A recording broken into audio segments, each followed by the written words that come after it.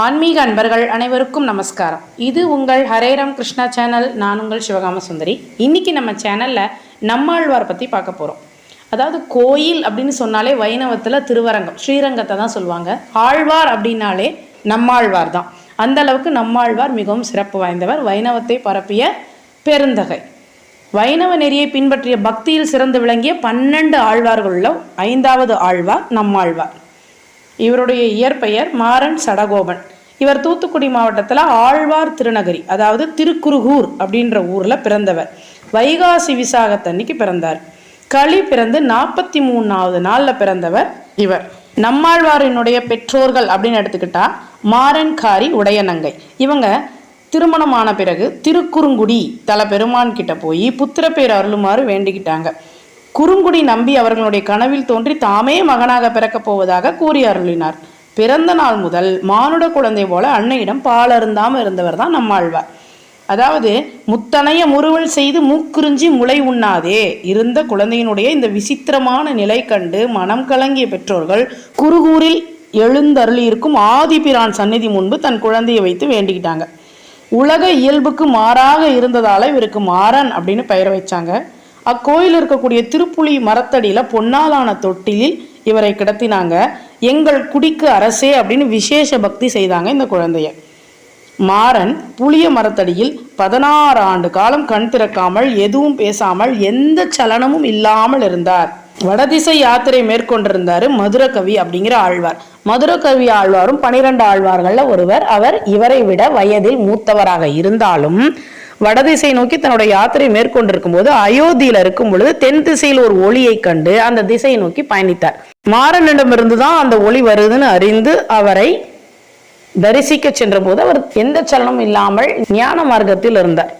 அந்த நேரத்துல ஒரு சிறுகல்லை அவர் முன் எரிந்து அவருடைய தியானத்தை கலைத்தார். நம்மாழ்வாரிடம் கண் விழித்தவுடனே மதுரகவி ஆழ்வார் ஒரு கேள்வி கேட்டார். செத்ததின் வயிற்றில் சிறியது பிறந்தால் எத்தை தின்று எங்கே கிடக்கும் அப்படின்னு கேட்ட உடனே நம்மாழ்வார் சொன்ன பதில் அத்தை தின்று அங்கே கிடக்கும் அப்படின்னார். அந்த பதில கேட்ட உடனே என்னை ஆள வந்த குரு நீங்களே அப்படின்னு அவருடைய பாதத்துல விழுந்து நமஸ்கரித்தார். குருவாக ஏத்துக்கிட்டார். சின்ன குழந்தையா இருந்தாலும் தான் வயதுல மூத்தவரா இருந்தாலும் மதுரகவி ஆழ்வார் நம்மாழ்வார குருவா ஏத்துக்கிட்டார். அதாவது அந்த கேள்விக்கும் பதிலுக்கும் என்ன பொருள் அப்படின்னா, அறிவற்ற உடலோடு ஆத்மாவுக்கு தொடர்பு ஏற்பட்டால் அது எதை அனுபவித்து கொண்டு எங்கே இருக்கும்னு அர்த்தம். அந்த உடலிலேயே இருந்து கொண்டு இன்ப துன்பங்களை அனுபவித்து அங்கேயே கிடக்கும் அப்படின்னு பதில் சொன்னாரு நம்மாழ்வார். வைணவ சமயத்திற்கு மூலமே யாருன்னா நம்மாழ்வார் தான். எப்படி அப்படின்னா, வடநாட்டுல வைணவ எழுச்சி ஏற்படுத்தியவங்கள்லாம் நாமதேவர், சைதன்யர், அது போன்ற மகான்கள். இந்த மகான்கள் ராமானுஜரினுடைய வைணவ பக்தி தத்துவத்தை எல்லாம் பின்பற்றி தான் வடநாட்டுல வைணவ எழுச்சி ஏற்படுத்தினாங்க. அந்த ராமானுஜரோ விசிஷ்டாத்வைத்ததற்கான தத்துவ கூறுகள் எல்லாத்தையும் இந்த நம்மாழ்வாரினுடைய ஆழ்வார்களுக்கெல்லாம் தலையாயவரான நம்மாழ்வார்கிட்ட இருந்துதான் ராமானுஜரே இந்த தத்துவ கூறுகள் எல்லாம் ஏற்றினார். அந்த தத்துவ கூறுகளை வச்சுதான் மகான்கள் வடநாட்டுல எழுச்சியை உருவாக்குனாங்க. நம்மாழ்வார் பிறந்ததாலதான் அவர் பிறந்த அந்த திருக்குறுகூர் அப்படின்ற ஊர் ஆழ்வார் திருநகரி பெயர் பெற்றது. 108 திருத்தலங்கள்ல ஆழ்வார் அப்படிங்கிற பெயரோடு இருக்கக்கூடிய திருத்தலம் இந்த திருத்தலம் தான், ஆழ்வார் திருநகரி. ஆழ்வாருடைய பெயரோடையே விளங்கும் சிறப்பு பெற்றது. இது நம்மாழ்வாரால வந்த பெயர். இவருடைய இயற்பெயர் மாறன் சடகோபன் அப்படின்னு சொல்லப்படுது. 4 வேதங்களையே தீந்தமிழ்ல பாடினதுனால வேதம் தமிழ் செய்த மாறன் அப்படின்னு இவர் புகழப்பட்டார். கம்பர் இயற்றிய சடகோபர் அந்தாதி அப்படிங்கிற அந்த நூலினுடைய தலைவன் கூட இந்த சடகோபன் தான், இந்த நம்மாழ்வார் தான். பாண்டிய மரபினர், அதனால மாறன் அப்படிங்கிற இயற்பெயரும் வந்ததுன்னு சொல்லப்படுது. மாயையை உருவாக்கும் சட என்னும் நாடியை விஸ்வக்சேனரின் அம்சமாக பிறந்த இவர் வென்றார் அப்படிங்கிறதுனால சடகோபன், மாறன் சடகோபன் என அழைக்கப்பட்டார். இவருக்கு இன்னும் பல பெயர்கள் இருக்கு. யானையை அடக்கும் அங்குசம் போல திருமாலை தன்னுடைய அன்பினால கட்டினதுனால பராங்குசன் அப்படிங்கிற பெயரும், தலைவியாக தன்னை தரித்து கொண்டு பாடும்போது பராங்குச நாயகி அப்படின்னும் இவர் அழைக்கப்பட்டார். வேறு பிற பெயர்கள் என்னென்னா சடகோபன், மாறன், காரிமாறன், பராங்குசன், வேதம் தமிழ் செய்த மாறன், வகுலாபரணன், குறுகைப்பிரான், குறுகூர் நம்பி, திருவாய்மொழி பெருமாள், பெருநல் துறைவன், குமரி துறைவன், பவரோக பண்டிதன், முனிவேந்து, பரபிரம்ம யோகி, நாவலன் பெருமாள், ஞான தேசிகன், ஞானபிரான், தொண்டர்பிரான், நாவீரர், திருநாவீர் உடையபிரான், உதய பாஸ்கரர், வகுலபூஷண பாஸ்கரர், ஞான தமிழுக்கு அரசு, ஞான தமிழ் கடல், மெஞ்ஞான கவி, தெய்வ ஞான கவி, தெய்வ ஞான செம்மல், பாவலர் தம்பிரான், வினவாது உணர்ந்த விரகர், குழந்தை முனி, ஸ்ரீ வைணவ குலபதி, பிரபன்ன ஜனகூடஸ்தர், மணிவள்ளி, பெரியன் அப்படின்னு பல பெயர்கள் இவருக்கு இருக்கு.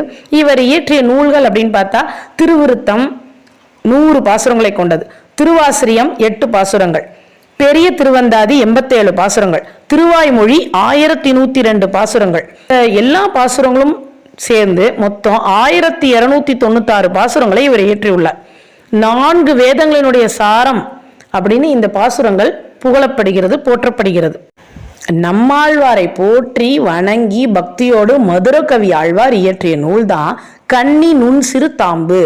இது மொத்தம் 11 பாசுரங்கள். இந்த நூல் 4000 திவ்ய பிரபந்த தொகுப்புல முதல் 1000 தொகுப்புல இடம்பெற்றிருக்கு. பெருமாள் கோயில்கள்ல பொதுவா இருக்கக்கூடிய திருவடிக்கு சடாரின்னு பெயர். இது சடகோபன் நம்மாழ்வாரை தான் குறிக்குது. ஆனால் நம்மாழ்வார் சன்னதியில் இருக்கக்கூடிய சடாரிக்கு ராமானுஜன் அப்படின்னு பெயர். இதை ராமானுஜரே ஏற்படுத்தினார் அப்படிங்கிறது வரலாறு. இது நம்மாழ்வார் மீது ராமானுஜரினுடைய அளப்பரிய பக்தியை நமக்கு காட்டுது.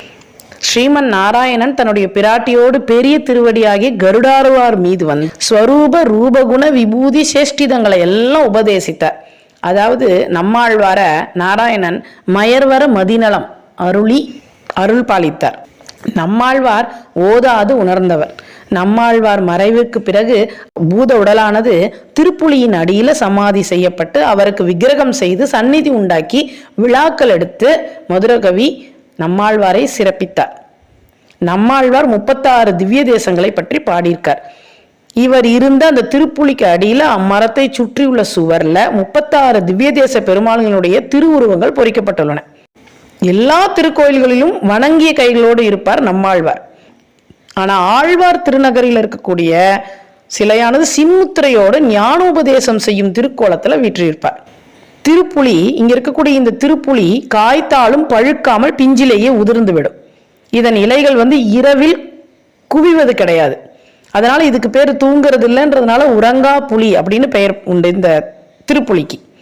இது பல கிளைகள் விட்டு பரவி நிற்கிறதுனால பொந்தாயிரம் புலியாயிரம் அப்படிங்கிற பழமொழியும் இதன் மூலம்தான் எழுந்தது. நவ திருப்பதிகளிலும் நம்மாழ்வாருக்கு தனி சந்நிதின்னு கிடையாது.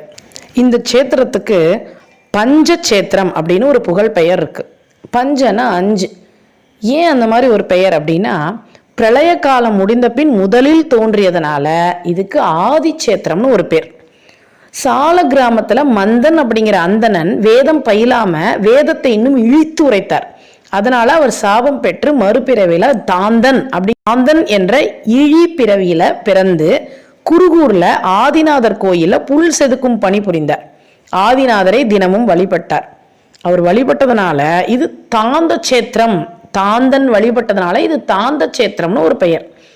வராகபிரான் இந்த தலத்துல முனிவர்களுக்கு காட்சி அளித்து ஞானபிரான் எனும் திருப்பெயரோடு இருக்கிறதுனால இதுக்கு ஞானச்சேத்திரம்னு ஒரு பெயர்.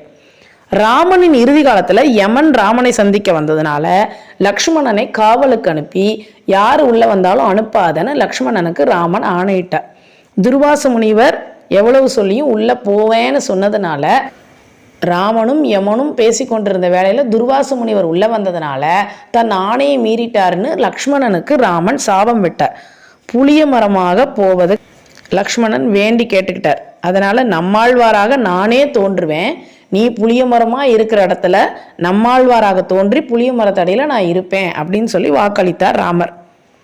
ஆதிசேஷன் அவதாரமாகிய லக்ஷ்மணன் திருப்புலி ஆழ்வாராகவும் இவர் அங்க நம்மாழ்வாராகவும் அவதரித்ததா ஒரு கதை இருக்கு.